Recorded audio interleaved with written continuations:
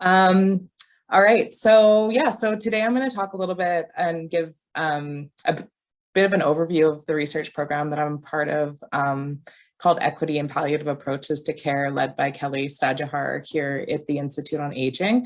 And I'm also a PhD student doing my work in this area, but I'm going to kind of focus on the research that I've been working on over the last 6 or so years as part of my employment. So I'm representing this collaborative that we have at UVic, and it's really a community collaborative. It's led out of UVic with the research program, but we collaborate with community agencies and national and international partners, and really around looking at how we can improve access to care at the end of life, and ideally upstream for people that are facing homelessness and poverty, isolation, racism, and stigma.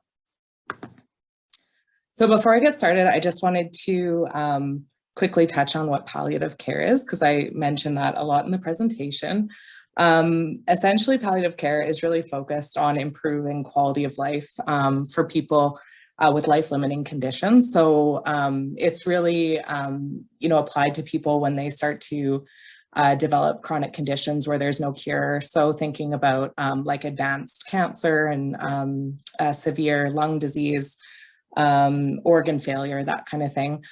It's really a holistic approach to care. So looking at the whole person, physical as well as other quality of life issues. And we're going to start to talk a little bit about what that means in an equity context.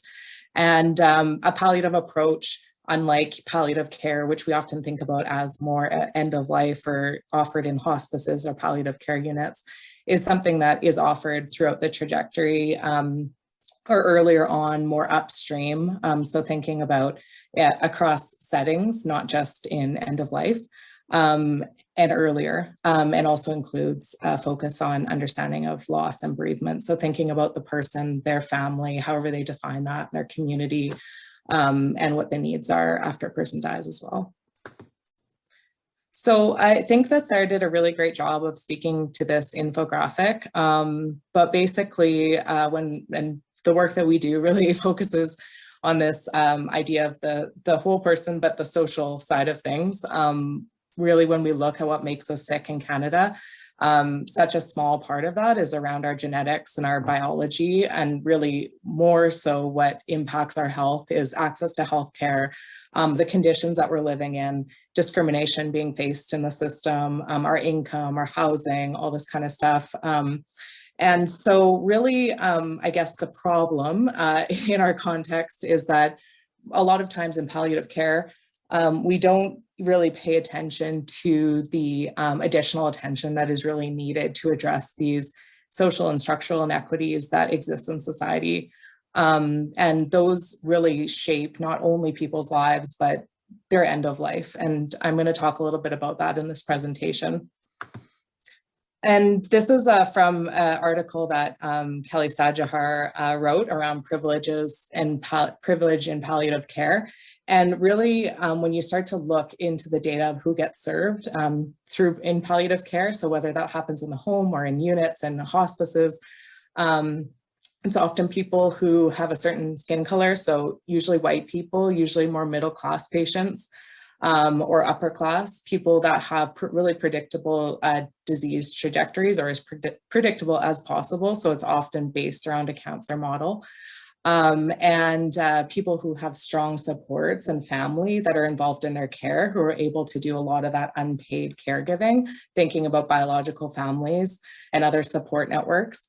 They have the resources to be able to rent or own their home in which care is provided. So thinking about home care with the requirement that people actually have a home where palliative supports can go in and where people can get those additional supports. And also to pay for all of the other necessary things at end of life. So and all of these things ensure that a person has access to, appropriate pain and symptom management, assistance with advanced care planning, support for loss and bereavement, and the ability to die in their location of choice. So all these things are kind of going in to create a situation where people have a quote unquote good death. But when we're looking at homelessness and people that are living on the street, people who are unstably housed, people living in poverty, facing discrimination in the system, racialization, and the intersections of all of these inequities, we see a different picture. So we know that on the streets, people have really high rates of chronic disease, and about 75% have one or more. We know that the rates of hepatitis C are extremely high, so 28 times more than a housed population, which leads to, can lead to like liver conditions if untreated, which can lead to, of course, being untreated and lead to early death. Heart disease, 5 times the rates of the housed population, cancer, 4 times the rates. Severe depression, 30%. There's an overrepresentation of Indigenous people when we look at the lasting impacts of colonization on not only access to care, and ongoing discrimination and racism in the system impacts not only access to care, but also the care and health outcomes of Indigenous people who live in Canada. All of these kind of things come together around and create a situation actually where the life expectancy of people that are homeless in Canada is about 40 to 49 years old. So that's about half that of the general population. We also know that it's a real shifting demographic, and this percentage is probably higher now, because I think in the most recent Vancouver homeless count, it was closer to about 25% of homeless people were actually over 55. So it's, we work in this area of homelessness, recognizing that it's really diverse, but it's a really important kind of place to look at access to palliative care and care at the end of life, not only because people are have higher rates of morbidities, comorbidities, but also higher mortality and early and more unjust deaths. And so what our studies have kind of shown us so far is that, and the literature in this area is really that, you know, as people age and through their lifespan with these vulnerabilities, we call structural vulnerabilities, but thinking about homelessness and poverty, criminalization, stigma, they develop then chronic illness. The disadvantages simply exacerbate. So people start to have declining health, but then they are also dealing with all these other issues as a result of inequity. So things get harder as people get older, they get harder as people start to decline with chronic health conditions. And so we started engaging in this work in 2011 when service providers that were working in agencies, downtown health and homelessness agencies, were really identifying that people were living and dying on the streets, suffering, not getting access to care where they lived, whether that be outside in SROs or in shelters. And so they came to my boss, Dr. Stajahar, and just said, you know, we need to shine a light on the issues that are happening here. We need to get funding. And really at that time, there was no evidence and no research to back up the fact that homeless people were dying on the streets. And it's really sad that that wasn't happening, but we basically began then to start to build the evidence base to show that this was actually an issue. And so we engaged in a 3-year ethnographic study, which I'm just going to briefly touch on. And then we've since then been engaging with inner city workers and inner city communities around looking at palliative, how we think about palliative and end of life care, and how we think about integrating palliative approaches in the places where people live and die, led by the communities and the families that people choose and have for themselves. And so that's ongoing work, and then we're embarking on some work now, starting next year, actually, that will look more at caregiving in these contexts. So this study and this is the study that I came on to about 6 years ago as the project coordinator, but we really started to just look at the issue around what are the experiences of people who are experiencing inequities at the end of life. So it was a 3-year study. We started just by meeting with people, engaging them because they were referred to our study because they were expected to die within 6 months to a year. They were living, I'll get into kind of some of the situations, but basically we, as an ethnography, we were really just building relationships and then following people wherever they would go. So we would be in their home, in the doctor's appointments, in the shelters and the food banks, and really spending, upwards of sometimes 2 years with people, 3 months. Sometimes people would be referred to the study and then they would die within a week. But it was really unpredictable in terms of when people, how long people were in the study. But we were really seeking to understand what were the barriers to care that people were coming up against at end of life, and then what were some facilitators. So who were their support networks, who did they rely on? And so we did 300 hours of participant observation, and then we did 147 interviews with people themselves, multiple interviews, and then with their families and their service providers, and along with knowledge mobilization events and getting feedback on the work as we went along.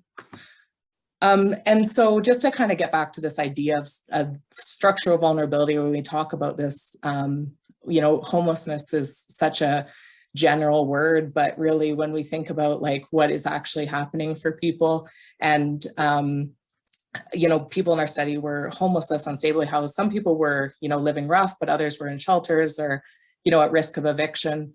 They were living in poverty. Some were really socially isolated, so really estranged from biological family members, but then maybe had a strong network of support in their street communities. Sometimes they were geographically isolated and had, zero support, challenges with mobility, getting to doctor's appointments, getting to the hospital, lots of food insecurity issues. About 30% of our participants were Indigenous. So lifetimes of experiences of racism, discrimination in the system, lots of issues around past experiences with institutions, whether those be residential schools, mental health institutions, prisons, and then how that really impacted the end of life experience.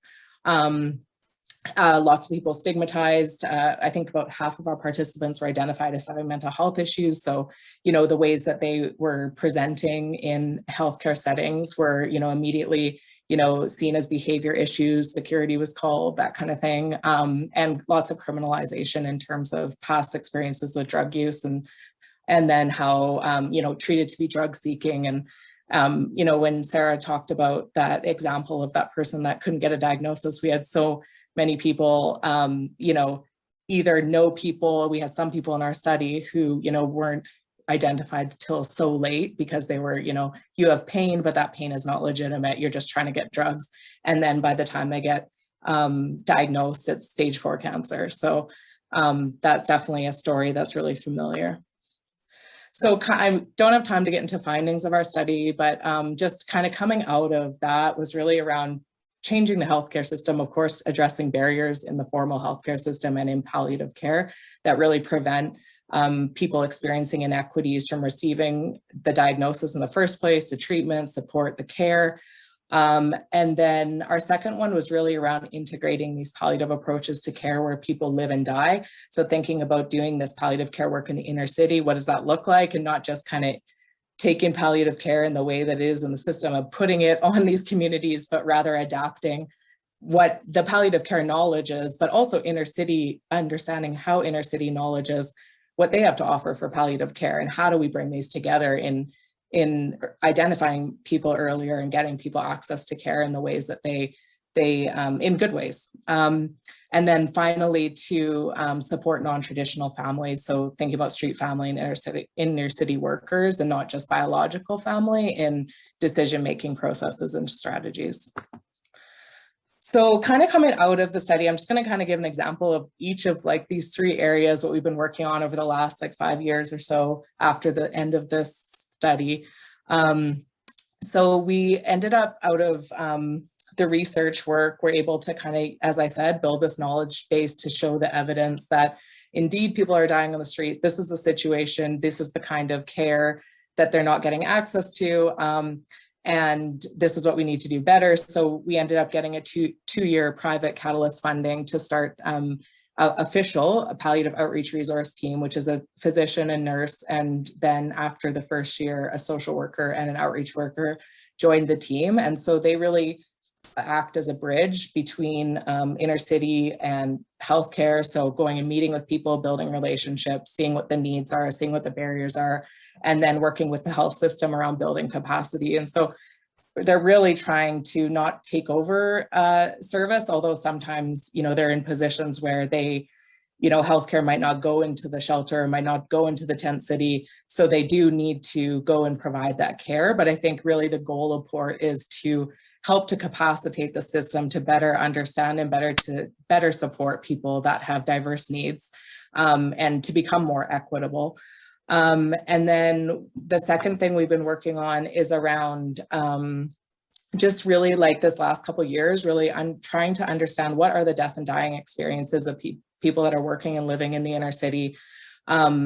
What are the, how do we best adapt and share and look at what palliative care has to offer in terms of the kind of care it has to offer? How do we integrate those into the existing models of care, whether that be harm reduction or trauma and violence informed care, cultural humility, safety? Like, how do we think about this work that's happening already in the inner city, and then with palliative care and integrating this so that we can get people better access to care and quality care?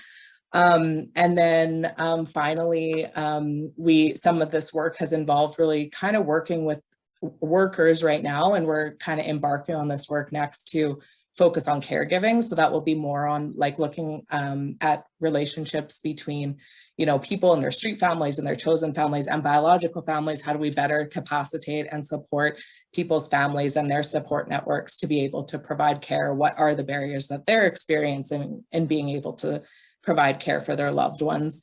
But some of the stuff we've been working on right now is creating tools and resources and adapted tools and resources for inner city workers in partnership with inner city workers. So we developed an advanced care plan that was a lot simpler, just really stemming out of people's experiences going into hospital with their clients and their peers, people not being able to speak for themselves, and the hospital being like, what does this person want? Who do they want their contact to be? And, no information being written down. So we've kind of taken these really complex documents and tried to distill some really important information and run workshops with people downtown to just kind of really get at what are the most important things to you and what would you like to communicate in advanced care plans. So that's some of the stuff that we've been working on. And we have that toolkit of resources that's coming out later this year. And we have a big community of practice that is across the country now. And we are bringing all the mobile palliative teams together from Victoria and Calgary and Edmonton and Toronto, and some little rural remote doctors and nurses and other clinicians that are doing this work to try to share resources and share strategies for how they, run their programs, how they get funding, how do we make that funding sustainable. And then, like I say, we're kind of embarking on this next work around caregiving. And that's what my PhD is focused on, is really starting to look more around chosen family and how do we better incorporate and support people's families in care at the end of life. So yeah, so that's my presentation. But I was gonna say, if anyone wanted any of the resources that came out of this presentation or wants to get in touch, my email is mollison@uvic.ca. And also we have a Twitter account that's pretty active, and we share lots of stuff around equity and palliative care at Access to Care if you want to follow us.